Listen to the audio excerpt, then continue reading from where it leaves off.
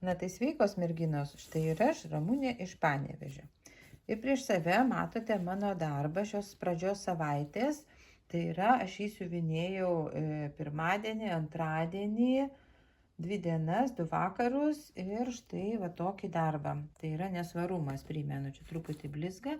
Ir kur aš dabar esu, kažkur tai čia, va dabar keliauju, va šitą pilkai melsvas tas fonas. Ir kaip sakiau, anam serijoje filmo, tai va čia, va matot, prasidės apačioje bus miestas, va čia miestas prasideda, o čia medžiai, truputį medžiai, gamta. Tai kaipgi aš padariau? Štai, tai va čia va pasiuvinėjau, visai neblogai, gavosi 1100 dygsnelių. Ir šiandien yra jau trečiadienis ir kažkaip norisi man jau šitą darbą padėti, nors reikėtų galbūt va šitą gabaliuką pabaigti, bet čia dar nemažai. Atrodo nedidelis gabaliukas, bet čia aš kaip pasižiūrėjau, tai apie 800 gal tų dygsnelių. Ir žinokit, truputį norisi jau pasikeisti, man norisi kažką kitą, tuo labiau, kad šis savaitgalis, šis savaitės galas yra vėlinės, tai rytoj ketvirtadienis, tai rytoj planuojam jau pavažiuoti į tėviškę ten į Kapelius, tada grįšim šeštadienį, tada vaikai atvažiuoja, tai va neaišku, kiek aš turėsiu laiko pasiuvinėti. Aišku, pasimsiu kažką tai nedidelio gal, nežinau, bet šiandien noriu išsisukti ruletę ir pasižiūrėti, kągi man ruletė šiandien pateiks kokią staigmeną. O šitą darbą padėsiu į šoną iki kitos savaitės, nes šią savaitę jau 1000 padariau dygsnelių. Taip, po truputį į priekį keliauju. O su ruletė šį kartą kažkas gavosi kosmosas, nežinau, atrodo filmavau ruletę, bet kažkaip neišliko kadrai, ką aš filmavau. Tai dabar pasakysiu, kas man iškrito ir tuoj pat ir parodysiu. Tai pirmas darbas, ką iškrito, tai reikėjo daryti 600 kryželių, tai iškrito mano nykštukai. Nykštukas. Tai va tuoj parodysiu aš jums, kiek aš jį pradėjau, nuo kiek buvo padaryta ir parodysiu, ką aš jau padariau. O antras darbas iškrito būtent va štai šitas darbas, va. Friolio pancakes. Jam iškrito 400 kryželių. Tai va, tai dabar tuoj įsijungiu, parodau, ką esu nufilmavusi ir parodysiu, kaipgi sekėsi siuvinėti šitos darbus. Na štai šitas nykštukėlis, tai šitas jau pabaigtas, kaip rodžiau visai nesenai, o čia vat liko faktiškai jam kas nosį pabaigti, čia truputį jau kepurės kraštą dar pabaigti ir keliausiu link kepurės. Reikės visą kepurę padaryti. Tai va, ir žiūrėsim, kiek čia gausis tie 600 kryželių. Ir žiūrėsim, vienu žodžiu, rezultatą pamatysit visai netrukus.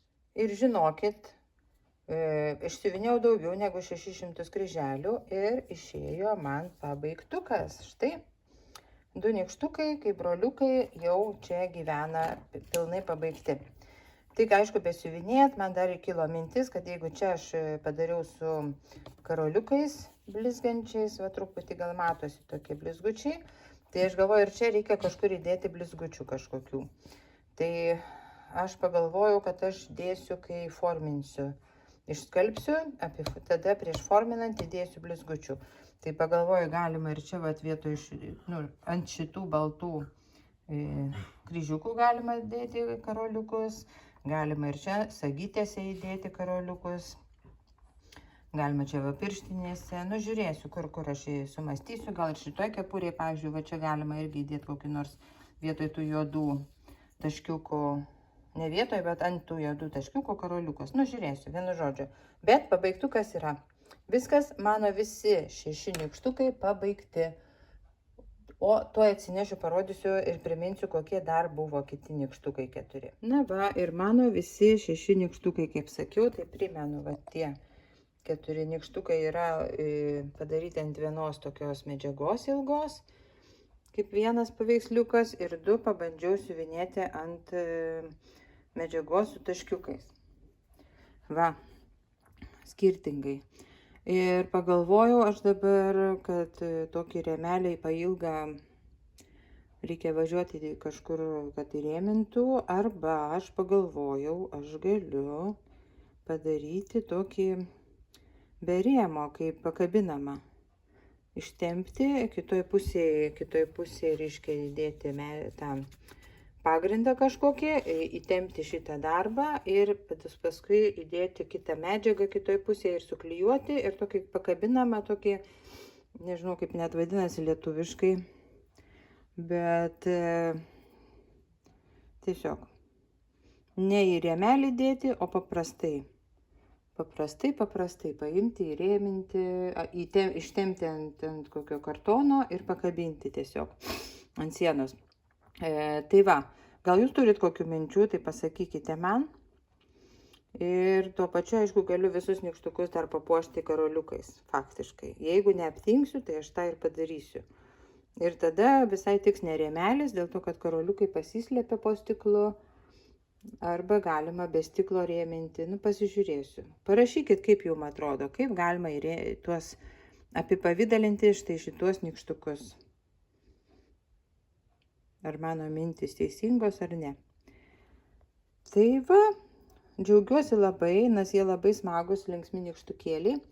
Ir dabar parodysiu, kaip man sekėsi siuvinėti būtent triolio blynus. O štai mano ir blynai.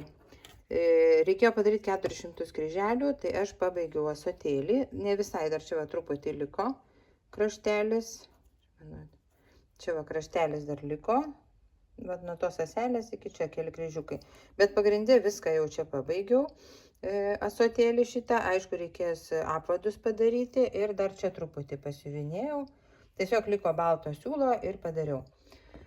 Tai štai, taip blyneliai atrodo ir štai tokia mano savaitė, kažkaip labai neturtinga, dėl to, kad vis dėlto buvo vėlinių savaitgalis, dėsiu dar šitos nykštukus šalia, buvo vėlinių savaitgalis ir vis tiek